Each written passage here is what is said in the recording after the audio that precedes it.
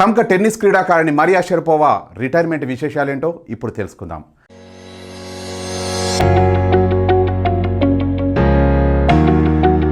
ప్రముఖ టెన్నిస్ క్రీడాకారిణి మరియా షరపోవా టెన్నిస్కు వీడ్కోలు పలికింది. రష్యాకు చెందిన షరపోవా ఇప్పటి వరకు 5 సార్లు గ్రాండ్ స్లామ్ టైటిల్స్ గెలుచుకుంది. ఓ మ్యాగజైన్ ఇంటర్వ్యూలో మాట్లాడిన షరపోవా తక్షణమే టెన్నిస్కు గుడ్ బై చెబుతున్నానని తెలిపింది.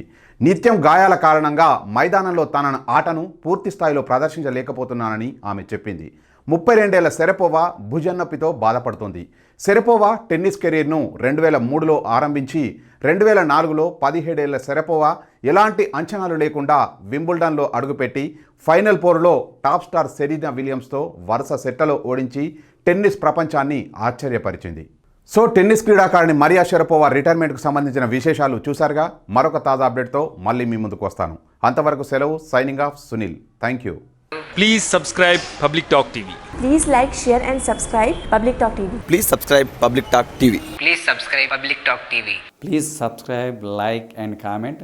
ప్రతి ఒక్కరు మీరు చూడండి, 10 మంది చూపించండి, ఆ 10 మంది చూపిస్తారు. Public talk.